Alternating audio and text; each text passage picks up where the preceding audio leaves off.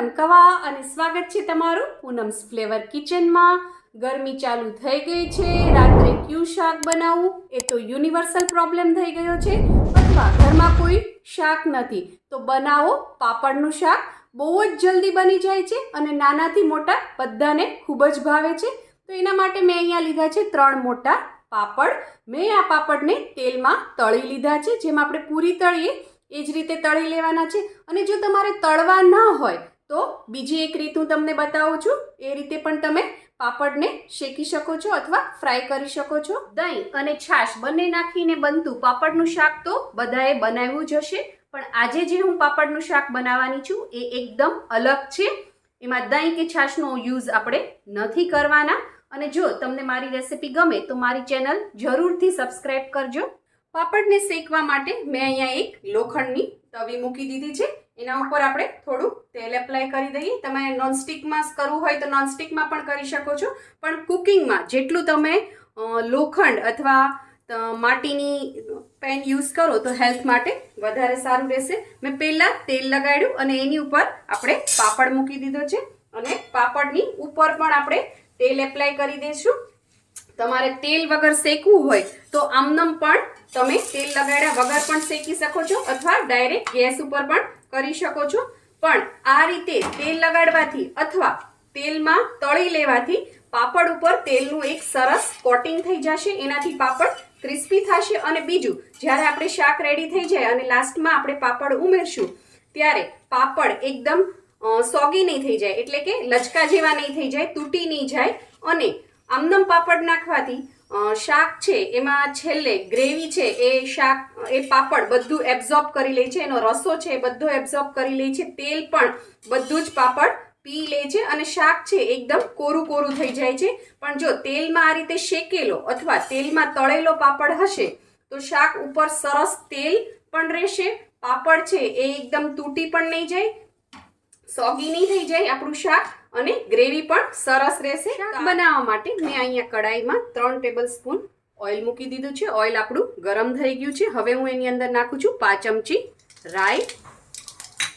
રાઈ ફૂટે એટલે એની અંદર તરત આપણે નાખીશું 5 ચમચી જીરું, 5 થી 6 નંગ મીઠા લીમડાના પાન, 2 ચપટી જેટલી હિંગ, અને હવે એની અંદર નાખીશું 1 ચમચી આદુ મરચાં અને લસણની પેસ્ટ છે। જો તમે લસણ ન ખાતા હો તો આમાં લસણ ડુંગળી સ્કીપ પણ કરી શકો છો। મેં 1 તીખું લીલું મરચું લીધું છે, 5 થી 6 કળી લસણની લીધી છે અને અડધો ઇંચ આદુનો ટુકડો લીધો છે। આ બધું સરસ ફ્રાય થઈ ગયું છે। હવે આપણે એની અંદર નાખીશું ડુંગળી। 80 ગ્રામ જેટલી ડુંગળી છે જેને મેં ચોપરમાં ચોપ કરી લીધી છે। 2 મીડિયમ સાઇઝની 2 થી 3 મીડિયમ સાઇઝની ડુંગળી હતી, એને પણ આપણે હવે સરસ એની અંદર થોડી ગોલ્ડન બ્રાઉન કલરની થવા દઈએ। આપણી ડુંગળી સરસ લાઇટ ગોલ્ડન બ્રાઉનની કલરની થઈ ગઈ છે। હવે આપણે એની અંદર નાખીશું ટમેટા। 100 ગ્રામ ટમેટા છે, આને પણ મેં ચોપરમાં ચોપ કરી લીધા છે। આ રીતે નાખવાથી, આ રીતે ચોપ કરીને ડુંગળી ટમેટા નાખવાથી શાકમાં એનો ક્રંચ સરસ આવશે। હવે આનું પણ બધું જ પાણી બળી જાય અને તેલ છૂટું પડી જાય ત્યાં સુધી આપણે એને કૂક થવા દઈશું। ટમેટા સરસ કૂક થઈ ગયા છે અને તેલ પણ છૂટું પડી ગયું છે। હવે આપણે આની અંદર નાખીશું 1 નાની ચમચી કસૂરી મેથી, અને આ રીતે હાથેથી ક્રશ કરીને નાખીશું। જો ન હોય તો ન નાખો તો પણ ચાલશે। હવે એની અંદર આપણે નાખીશું 5 ચમચી હળદર, 1 ચમચી ધાણા જીરું પાવડર અને 1 ચમચી કાશ્મીરી લાલ મરચું છે અને થોડું તીખું મરચું છે। મરચું નાખવામાં ધ્યાન રાખવાનું, કારણ કે આપણે ઓલરેડી લીલું મરચું નાખેલું છે અને એ તીખું છે, એટલે મરચું તમારી રીતે તમે નાખી શકો છો। અને 2 મિનિટ બધા મસાલાને આની અંદર સરસ મિક્સ થવા દઈએ।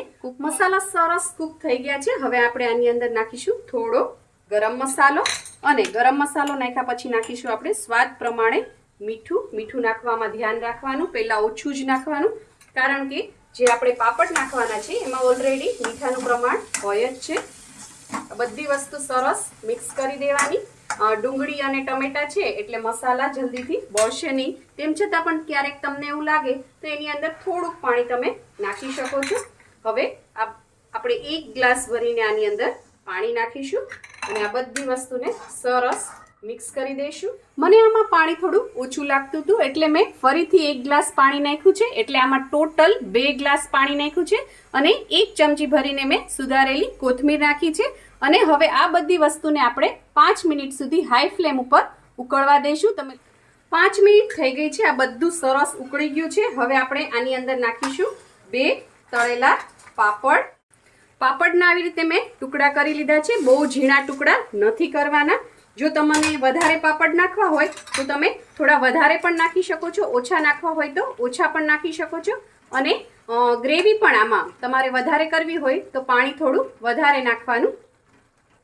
તો આ રીતે મેં 2 પાપડ આની અંદર નાખી દીધા છે અને હવે આપણે જસ્ટ 2 જ મિનિટ સુધી થવા દઈશું. આ શાક બનતા બિલકુલ વાર નથી લાગતી. અને જો તમારે જમવામાં વાર હોય તો પાપડ છેલ્લે જ નાખવા. ગ્રેવી બનાવીને તમે રાખી મૂકી શકો છો અને જ્યારે જમવા બેસવું હોય અને 2 મિનિટની વાર હોય ત્યારે આ રીતે પાપડ નાખી દેવા અને 2 મિનિટ આને આવી રીતે કૂક કરી લેવું. રોટલા સાથે આ શાક બહુ સરસ લાગે છે. પરોઠા ભાખરી સાથે પણ સારું લાગશે. મેં થોડી કોથમીરથી ગાર્નિશ કરી દીધું છે. 2 મિનિટ થઈ ગઈ છે. તેલ સરસ ઉપર આવી ગયું છે. હું ગેસની ફ્લેમ બંધ કરી દઉં છું. પાપડના શાકને મેં લીલા લસણ અને કોથમીરથી ગાર્નિશ કરી દીધું છે. તમારી પાસે લીલું લસણ હોય તો તમે એનાથી ગાર્નિશ કરી શકો છો, ન હોય તો ચાલે.